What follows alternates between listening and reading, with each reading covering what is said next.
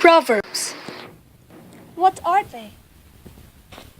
They are popular sayings that are usually based on true experiences and has wisdom.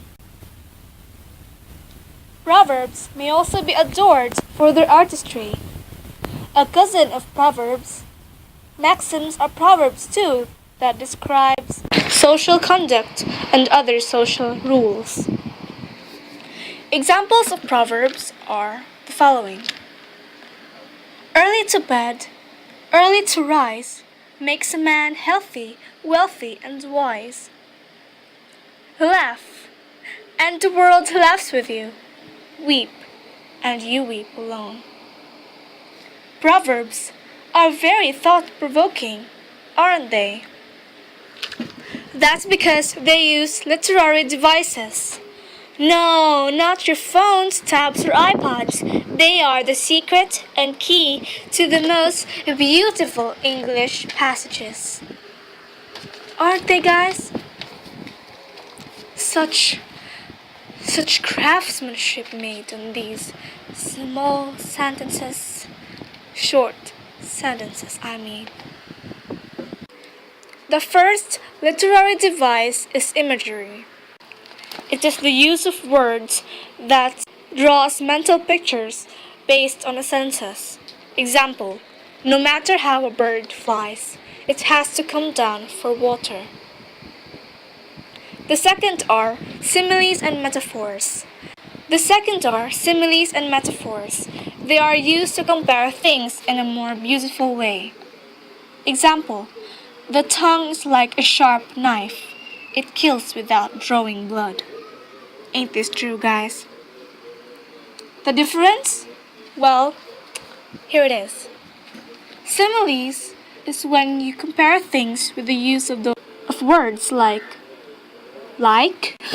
perhaps, and as, yes. Metaphors are more direct. They do not use words. Like, in the example, the tongue is like a knife. It's a simile. If it says the tongue is a sharp knife, it will be a metaphor. The third is personification. Non-human creatures are made to act like humans. Example, pride invites calamity. Humility reaps its harvest. The next literary device is alliteration. It is the repetition of consonant sounds, usually the first letter of the word. Example, speak softly and be slow to begin your speech. Another example is forgive and forget. As you can notice, the first letter of the words are the same or almost the same. 5. Repetition. It is the use of a word more than once in a passage. Example, sweet melon lips, bitter melon heart. As you can see, melon is used twice. So, it may be more known to as redundancy. The next is parallelism. It is the use of similar structure in the use of words, phrases, or clauses. Example, his mouth is honey, his heart a sword. Here are more Proverbs examples from other countries. Let's go to Africa. A tree is known by its fruit. The word of friend makes you cry. The word of enemy makes you laugh. Let's go to Asia.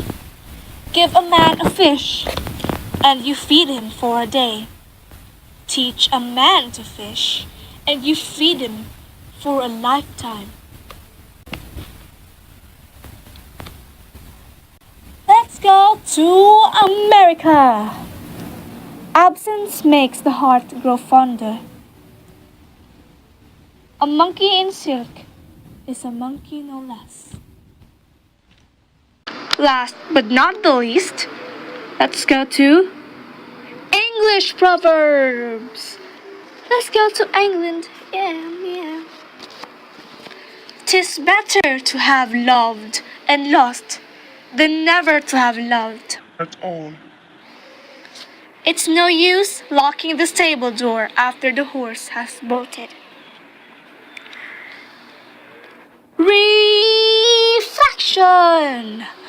Proverbs are great wisdom installed in short passages.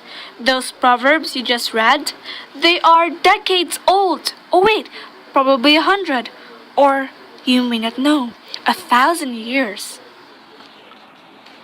They are made to educate people.